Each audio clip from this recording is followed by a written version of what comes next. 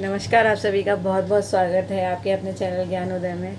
तो आज मैं जैसा कि आप सभी को पता है कि द्विवेदी युग लगभग कंप्लीट हो ही चुका है और लगातार रचनाएं भी मैं ट्रिक्स के साथ आपको करवाती जा रही हूँ। तो आज मैं आपके लिए छायावाद से रिलेटेड कुछ इम्पोर्टेंट जो मुख्य बिंदु बनते हैं वो मैं आपके लिए लेकर आई हूँ। तो चलते हैं आज मुख्य बिंदुओं की ओर। ठीक है, छायावाद के जितने भी कवि हैं उनको जन्मकाल के क्रम से जो है वो मैं आपको एक और वीडियो दूंगी जिससे आप उसको अच्छे से लर्न कर सकें ट्रिक से। ठीक है, तो फिलहाल तो हम आज मुख्य बिंदु पहले कर लेते हैं। ठीक है, तो देखिए सबसे पहला क्वेश्चन जो यहाँ से बनता है वो है कि छायावाद की अवधि क्या मानी जाती है। ठीक है, छायावाद की जो अवधि है वो मुख्य रूप से क्या मानी जाती है, तो वो अवधि मानी जाती है 1918 से लेकर और 1936 तक की। ठीक है, 1918 से लेकर और 1938 होगा यहाँ पर। ठीक है, जो मुख्य अवधि मानी जाती है सामान्य रूप से जो जैसे कि जो काल विभाजन किया गया है तो जो मुख्य अवधि मानी गई है वो 1918 से 1938 तक की मानी गई है। ठीक है, तो ये 20 साल का रहा छायावाद जो है, ये आपको पता होना चाहिए। उसके बाद अगला क्वेश्चन जो बनता है वो है छायावाद शब्द का सबसे पहले प्रयोग किसने किया। ठीक है, छायावाद शब्द का सबसे पहले प्रयोग किसने किया, तो छायावाद शब्द का सबसे पहला प्रयोग जो है वो मुकुटधर पांडे जी ने किया था। ठीक है, किसने किया, मुकुटधर पांडे जी ने। तो यहाँ पर क्या होगा, मुकुटधर पांडे। ठीक है, एक मिनट जरा मार्कर में मैं इंक फिल कर लूँ। तो इसका जो आंसर है वो क्या है, मुकुटधर पांडे। ठीक है, तो मुकुटधर पांडे जी ने छायावाद शब्द का प्रयोग सर्वप्रथम किया। ठीक है, ये आप नोट कर लीजिए। उसके बाद है छायावाद को विच्छिद मोती की माला किसने कहा था। ठीक है, छायावाद को विच्छिद मोती की माला किसने कहा, ये बहुत अच्छा क्वेश्चन है। तो छायावाद को विच्छिद मोती की माला जो है वो कहा था प्रसाद जी ने। ठीक है, प्रसाद यानी जयशंकर प्रसाद। ओके, तो छायावाद को विच्छिद मोती की माला किसने कहा, प्रसाद ने कहा। ठीक है, छायावाद को विच्छिद मोती की माला कहने वाले थे प्रसाद जी यानी जयशंकर प्रसाद।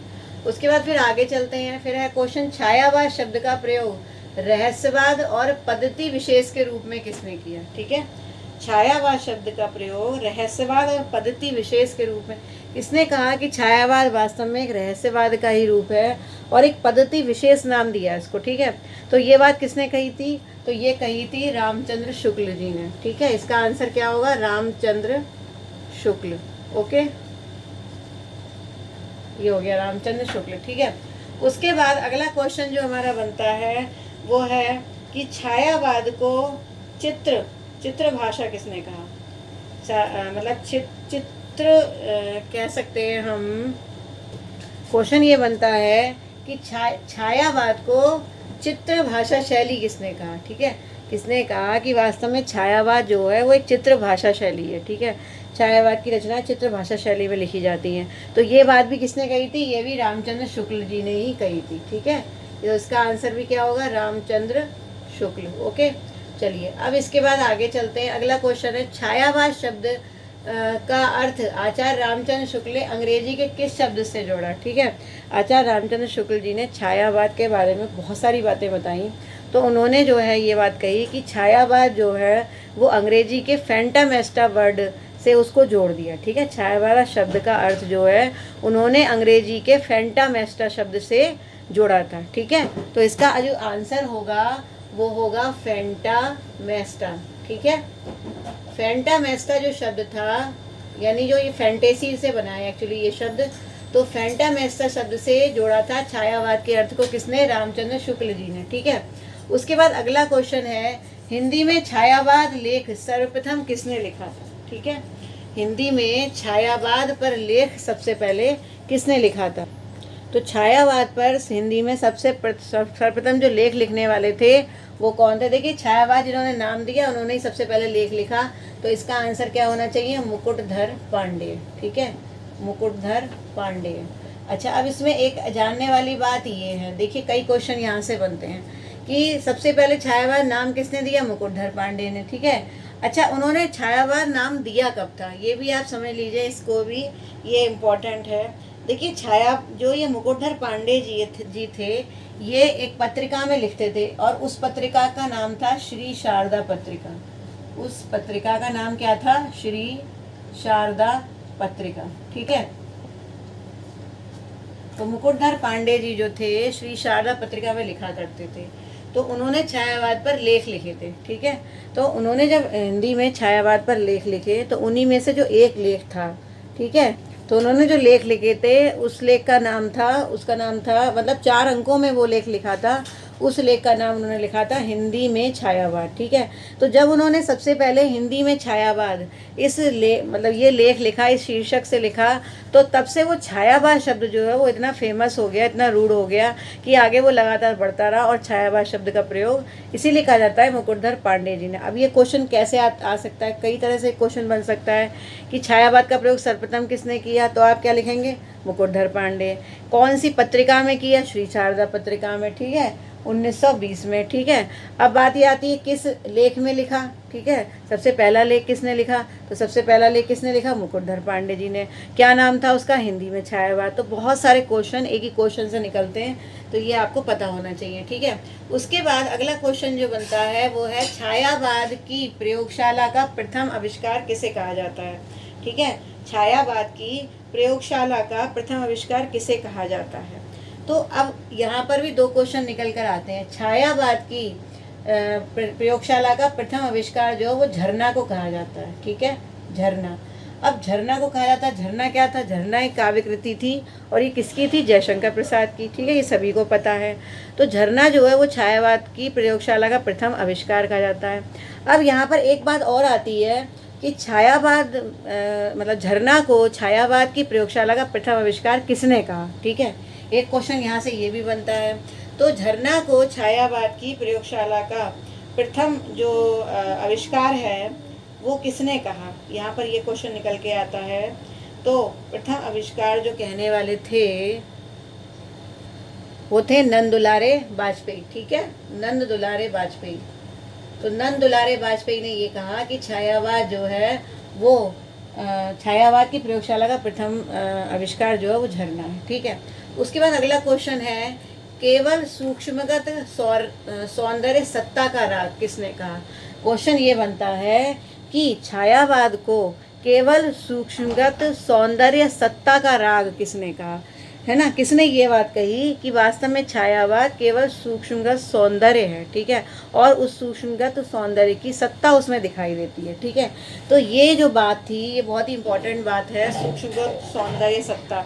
तो ये बात कही थी वास्तव में महादेवी वर्मा जी ने। ठीक है, महादेवी वर्मा ने ये बात कही कि वास्तव में छायावाद सूक्ष्मगत सौंदर्य सत्ता का राग है। ठीक है, उसके बाद अगला क्वेश्चन जो है वो बनता है शक्ति काव्य के रूप में इसे किसने परिभाषित किया? ठीक है, कि जो ये छायावाद था इसको शक्ति काव्य के रूप में किसने परिभाषित किया? किसने कहा वास्तव में जो छायावादी काव्य रचनाएं वो एक शक्ति के रूप में उभर कर सामने आती हैं और ये जो काव्य है ये वास्तव में एक शक्ति काव्य है। तो ये जो बात कही गई थी शक्ति काव्य वाली, ठीक है, तो ये कही थी राम स्वरूप चतुर्वेदी जी ने। ठीक है, राम स्वरूप चतुर्वेदी, इन्होंने कहा कि छायावाद जो है वो एक शक्ति काव्य है। ठीक है, उसके बाद फिर आगे चलते हैं। फिर है छायावाद की प्रथम कविता। ठीक है, छायावाद की प्रथम कविता, ये क्वेश्चन थोड़ा कंफ्यूज भी करता है। देखिए, छायावाद की प्रथम कविता मानी जाती है कुररी के प्रति। ठीक है, क्या नाम है इसका? कुररी के प्रति, जो कि मुकुटधर पांडे की लिखी हुई है। ठीक है, अच्छा, लेकिन क्वेश्चन 2 तरीके से बनता है। अगर आपसे पूछा जाए छायावाद की प्रथम कविता तो आप लिखेंगे कुररी के प्रति। ठीक है, ठीक, छायावाद की, तो देखिए अगर छायावाद की प्रथम कविता आपसे पूछी जाए तो आप क्या लिखेंगे? कुररी के प्रति। लेकिन छायावाद की प्रथम रचना या छायावाद का प्रथम काव्य संग्रह पूछा जाए तो आप झरना लिखेंगे। ठीक है, क्योंकि झरना एक काव्य संग्रह था। ठीक है, तो छायावाद की प्रथम कविता क्या होगी? देखिए, प्रथम काव्य संग्रह 15 वाला क्वेश्चन है। ठीक है, तो इसमें पूछा है छायावाद का प्रथम काव्य संग्रह, तो यहाँ हम क्या लिखेंगे? झरना। ठीक है, या फिर ये पूछा जा सकता है प्रथम काव्य रचना। ठीक है, प्रथम रचना क्या है छायावाद की? वो है झरना। ठीक है, लेकिन अगर आपसे पूछा जाए छायावाद की प्रथम कविता, ठीक है, तो प्रथम कविता क्या होगी? वो होगी कुररी के प्रति। ठीक है, जो कि मुकुटधर पांडे की लिखी हुई है। ये आप लिख लीजिए, इसकी मैं ट्रिक भी पहले बता चुकी हूँ आपको, मुकुटधर पांडे की कुर्री के प्रति। उसके बाद है छायावाद को छोकरावाद किसने कहा। ठीक है, अगला क्वेश्चन जो बनता है वो ये है कि छायावाद को छोकरावाद की संज्ञा किसने दी। किसने कहा कि ये छोकरावाद है। ठीक है, बड़ी अजीब सी संज्ञा दी थी। तो ये जो पूछा भी जाता है कि छायावाद को छोकरावाद की संज्ञा किसने दी, तो ये जो देने वाले थे वो थे भगवान दीन। ठीक है, भगवान दीन। ठीक है, उसके बाद आगे चलते हैं। फिर है छायावाद के समर्थन में सबसे पहला निबंध। छायावाद के संबंध में सबसे पहला निबंध किसने लिखा था। ठीक है, जैसा कि मैंने अभी आपको बताया था कि छायावाद के संबंध में जो लेख लिखा था उसे ही निबंध माना जाता है। तो छायावाद के संबंध में जो निबंध लिखा था वो मुकुटधर पांडे जी ने लिखा था। तो इसका आंसर क्या होगा, मुकुटधर पांडे। ठीक है, फिर उसके बाद आगे चलते हैं। फिर है गीति काव्य का सर्वप्रथम प्रयोग किसने किया। ठीक है, गीति काव्य का सर्वप्रथम प्रयोग किसने किया। तो गीति काव्य का सर्वप्रथम प्रयोग किया था लोचन प्रसाद पांडे जी। ठीक है, तो गीति काव्य का सर्वप्रथम प्रयोग किया लोचन प्रसाद पांडे जी ने। ठीक है, तो मैंने आपको 15 क्वेश्चन जो है ये कंप्लीट करवा दिए हैं। इसके आगे मैं आपको और भी क्वेश्चंस कराती हूँ। ठीक है, चलिए इसके बाद जो नेक्स्ट क्वेश्चन हमारा बनता है वो है आधुनिक काल की किस धारा में रहस्यवाद पाया जाता है। ठीक है, तो आधुनिक काल का वर्गीकरण किस तरह से किया आप सभी को पता है, मैंने पहले भी बता चुकी हूँ।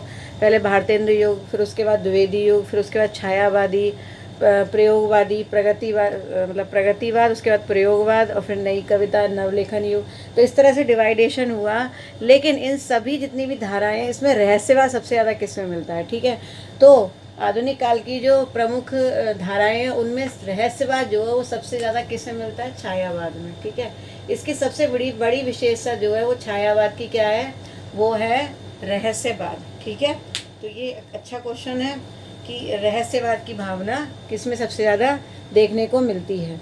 उसके बाद जो अगला क्वेश्चन बनता है वो क्या है, वो है कि छायावाद में कायिक भावनाओं का पृष्ठप्रेषण होता है। ठीक है, मतलब ये किस आलोचक ने कहा कि छायावाद की रचनाओं में वास्तव में जो कायिक भावनाएं होती हैं, ठीक है, उनका पृष्ठप्रेषण होता है। ठीक है, तो ये बात किसने कही, ये जो पंक्ति कही थी ये कही थी रामचंद्र शुक्ल जी ने। ठीक है, किसने की थी, रामचंद्र शुक्ल ने। अच्छा देखिए, ये जो इस तरीके के जो क्वेश्चंस होते हैं, जैसे कि जो आप मैं बता रही हूँ मैं आपको, तो ये जो क्वेश्चंस हैं ये सबसे ज़्यादा कहाँ काम आते हैं। अगर मान लीजिए आप ये वाक्य बहुत पूछे जाते हैं नेट में या पीजीटी में, जैसे कोई भी एक वाक्य लिख दिया गया, ठीक है, और पूछा गया कि ये किसने बोला था। ठीक है, तो जो कोटेशंस होती हैं वो कहीं ना कहीं सब देखिए पूरा जो आलोचनाएं हैं या पूरी रचनाएं तो कोई भी नहीं पढ़ता है, बहुत कम लोग पढ़ पाते हैं। लेकिन इनको रिकॉग्नाइज करने का तरीका यही है कि आप छोटी छोटी जो पंक्तियां हैं इनको पढ़िए। इससे हमें ये पता चल जाता है कि किस व्यक्ति ने किस तरह की बात कही है। ठीक है, किस विषय में।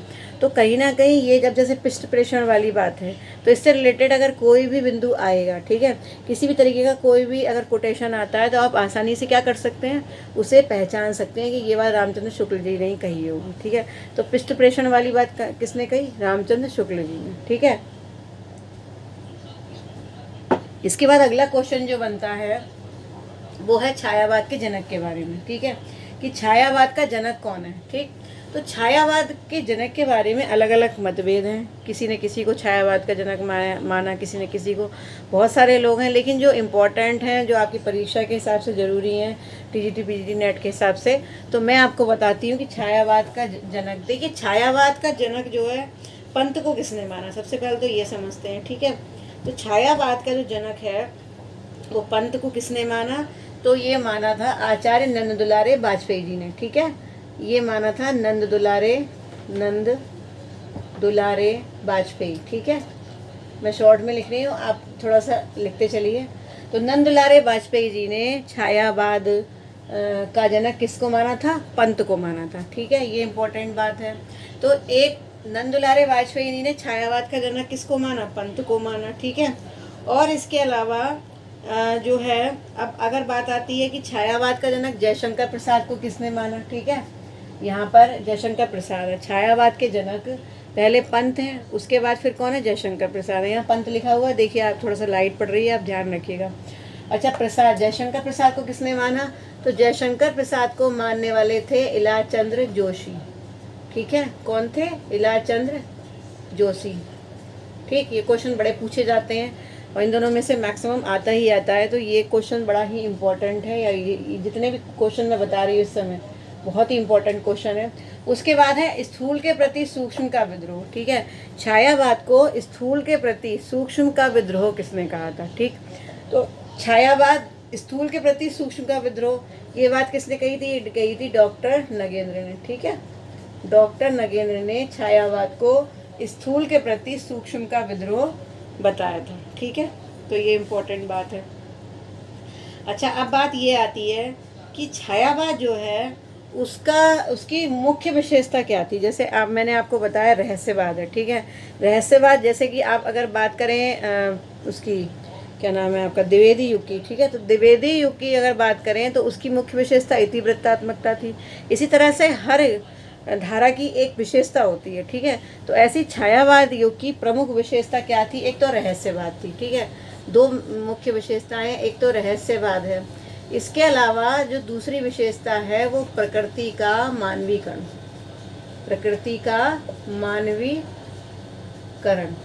ठीक है, ये इसकी विशेषताएं हैं दो, ये आपको पता होनी चाहिए। इन हो सकता है जैसे आपसे क्वेश्चन पूछ लिए जाए कि निम्नलिखित चार में से कौन सी छायावाद की विशेषता है या विशेषता नहीं है, तो विशेषता है, ठीक है, तो उसमें एक ऑप्शन दे दिया जाए इनमें से, या विशेषता नहीं है, ठीक, तो उसमें इसके अलावा एक विशेषता करके एक वैसा ऑप्शन बाहर का ऑप्शन दे दिया जाए। तो किसी भी तरीके से हो, लेकिन आपको ये दो विशेषताएं पता होनी चाहिए। ठीक है, उसके बाद अगला क्वेश्चन क्या है कि छायावाद को सांस्कृतिक नवजागरण से संबंध किसने माना। ठीक है, कि छायावाद को सांस्कृतिक नवजागरण से संबंधित किसने माना, किससे संबद्ध माना। तो किसने ये कहा कि वास्तव में छायावाद जो है वो सांस्कृतिक नवजागरण के लिए एक दिशा लेकर आया है, सांस्कृतिक नवजागरण की दिशा में कार्य कर रहा है। ठीक है, तो छायावाद सांस्कृतिक नवजागरण से रिलेटेड संबंध जो है संबद्ध, ये बात किसने कही थी, तो ये कही थी नंद दुलारे वाजपेयी जी ने। फिर से नाम आ रहा है नंद दुलारे जी का। देखिए, ये 2-3 नाम तो बहुत ही आते हैं बार बार, नंद दुलारे वाजपेयी जी हो गए, ठीक है, और आपके ये मुकुटधर पांडे जी हो गए। ठीक है, तो ये नंद दुलारे जी ने कहा सांस्कृतिक नवजागरण से संबद्ध। ठीक है, अच्छा, अब ये बात किसने कही थी, अब ये क्वेश्चन बनता है कि छायावाद को अभिव्यंजना से प्रभावित किसने माना था, छायावाद को अभिव्यंजना से प्रभावित किसने माना। ठीक है, ये क्वेश्चन बनता है। तो इसका आंसर क्या है, इसका आंसर है आचार्य रामचंद्र शुक्ल जी। ठीक है, आचार्य रामचंद्र शुक्ल जी ने ये कहा कि वास्तव में ये अभिव्यंजना से प्रभावित है। और कैसी अभिव्यंजना, विदेशी अभिव्यंजना, जो विदेश के काव्यों में मिलता है, जो पाश्चात्य काव्य शास्त्र काव्यों में अभिव्यंजना मिलती है, उससे कहीं ना कहीं छायावाद प्रभावित है। इसीलिए उन्होंने फैंटामेस्टा से रिलेटेड बताया था इसको। ठीक है, उसके बाद अगला क्वेश्चन जो बनता है वो है पलायनवादी कवि। ठीक है, कि पलायनवादी कवि किसे कहा गया था, ये भी बड़ा अच्छा क्वेश्चन है। ठीक है, तो पलायनवादी किसे कहा गया ये भी मैं आपको बता देती हूँ। तो पलायनवादी कवि की संज्ञा प्रसाद को दी जाती है। ठीक है, किसको दी जाती है, प्रसाद को। जयशंकर प्रसाद जी जो थे उनको पलायनवादी कवि की संज्ञा दी गई छायावाद के अंतर्गत। लेकिन बात ये आती है, चलिए संज्ञा दे दी गई, लेकिन क्यों दे दी गई, उनकी एक रचना के आधार पर दी थी। जैसे कि उन्होंने लिखा था, ले चल मुझे भुलावा देकर मेरे नाविक धीरे धीरे। ठीक है, तो उन्होंने अपनी रचना में ये लिखा कि मेरे नाविक मुझे भुलावा देकर ले चल, मतलब लगातार मैं चलना चाहता हूँ, मैं पलायन करना चाहता हूँ। तो चूंकि यहाँ पलायन की बात छिपी हुई है, तो इस कविता के आधार पर उन्हें पलायनवादी कवि की संज्ञा छायावाद के अंतर्गत दी गई थी। ठीक है, तो ये आज मैंने आपको 25 क्वेश्चन कंप्लीट करवाया। इसी तरह से नेक्स्ट वीडियो में फिर 25 करवाऊँगी। और छायावाद में बहुत ही ज़्यादा क्वेश्चन पूछे जाते हैं, बड़ा इंपॉर्टेंट टॉपिक है छायावाद, इसको अच्छे से पढ़ लीजिए। मैं लगातार आपको क्वेश्चन बाई क्वेश्चन जो है थ्योरी कंप्लीट करवाती रहूँगी। ठीक है, और एक वीडियो आपको जन्मकाल के आधार पर क्रम से ट्रिक्स वाला वीडियो आपको दे दूँगी, जिससे आपको आसानी से याद हो जाए। ठीक है, तो इसी तरह से पढ़ते रहिए। और अगर सब्सक्राइब नहीं किया है चैनल तो प्लीज़ सब्सक्राइब कर लीजिए अगर आप नए हैं। और वीडियो को लाइक कीजिए, कमेंट कीजिए, मुझे ज़रूर बताइए कि आपको वीडियोस कैसे लगते हैं, आपको इससे जो है कुछ मोटिवेशन मिल रहा है या नहीं, आपको कुछ नई नॉलेज मिलती है या नहीं। ठीक है, ये मुझे ज़रूर कमेंट करके बताया करिए। इसके अलावा जैसा कि मैंने आपको बताया है कि अविरल साहित्य जो हमारा ग्रुप है उससे लगातार जुड़ते रहिए।